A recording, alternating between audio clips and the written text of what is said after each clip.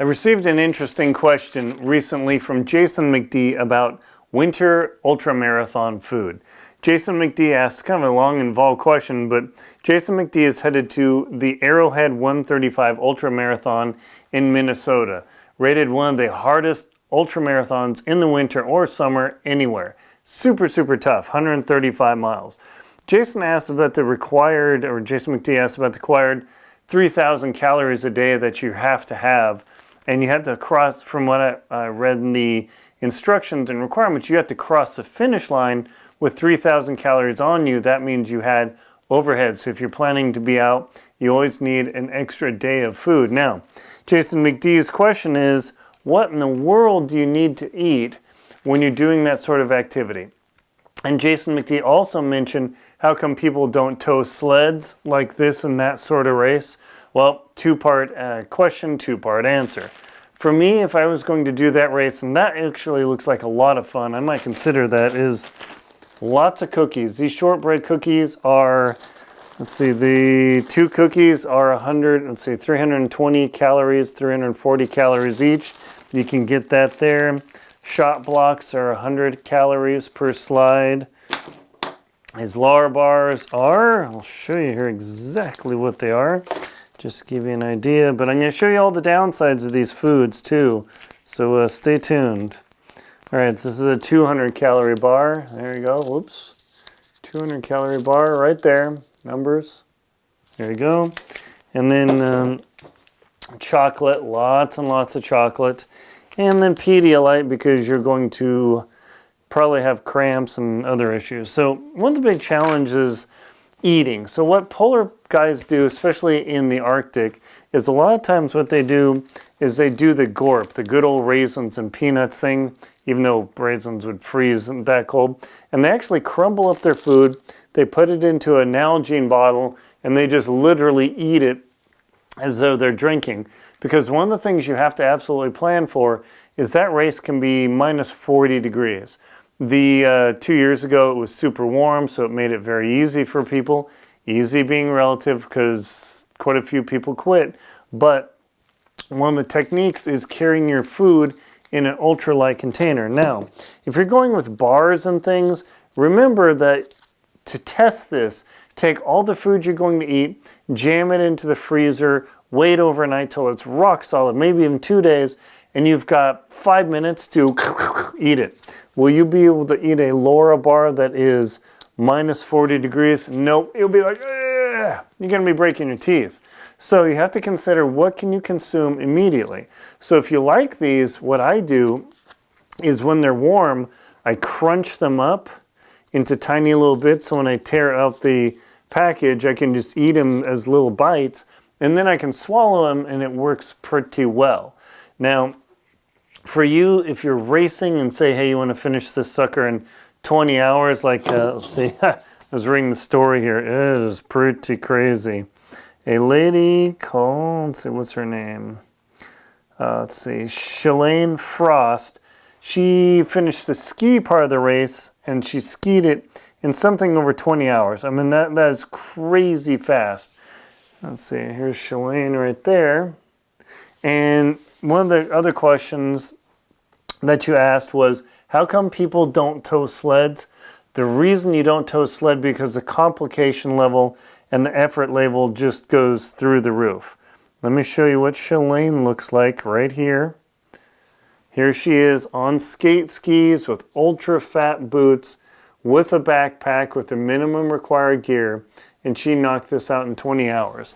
As soon as you attach a sled to you, and you're towing and you're using skis like these bad boys, your time goes from 30 hours potentially up to the very end of the race. These skis aren't really meant for speed necessarily, even though you can. This is probably what I would use because I don't ski much, but that is a factor. So these sort of skis are fine. But dragging a sled and getting the harness and getting it in and hauling, no way. The goal would be to do this in a backpack. A little bit bigger than this, maybe a 60-liter backpack or thereabouts, because you have to have a bag that's rated for minus 20. You have to finish you have to finish with 3,000 calories or 1 day's food still on you. So you can't come across the finish line with no food. You'll get a penalty if not disqualified because it's a safety issue. So me personally, if I were going to participate in that, I'd want food that is completely ready to go at minus 40 degrees, and I don't have to break it, I don't have to chaw it. I want everything broken up. So the good old raisin and peanuts, crumble sort of fest.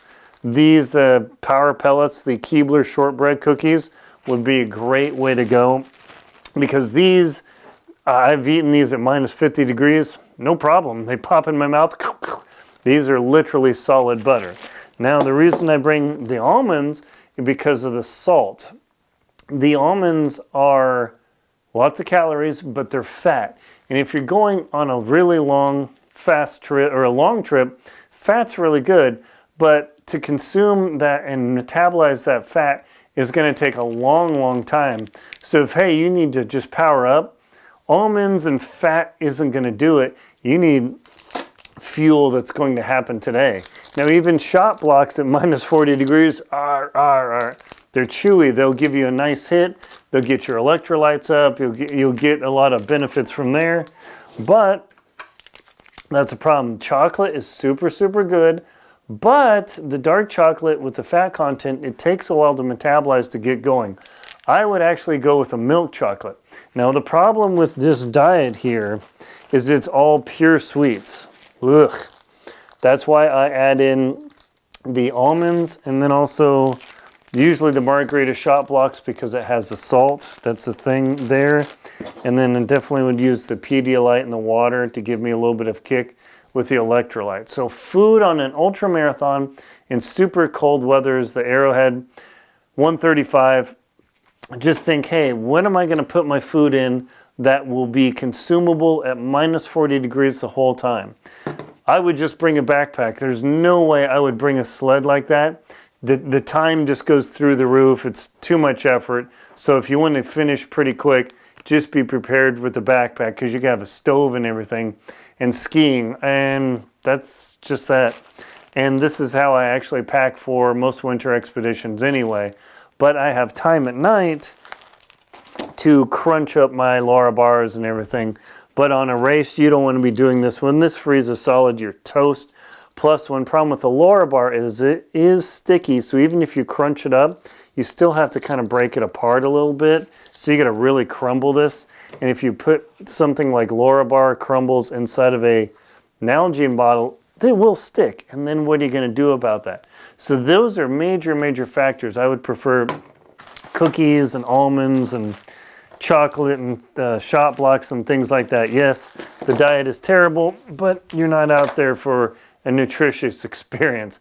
Those are my suggestions for an ultra marathon, like a 135 miles, which is like, I don't know, 180 kilometers or however far that is, maybe 190. Super, super far. But those are the things that will get you across the finish line beyond all the other things, and make sure your nose is fully protected. You will frostbite your nose. Basic boots aren't going to cut it. It could be windy. I mean, you have no idea. So making sure your food is consumable out of the freezer is the best way to go. Thank you very much for the questions. Leave questions in the comments below. That way I can answer them for other people. Thank you very much for watching.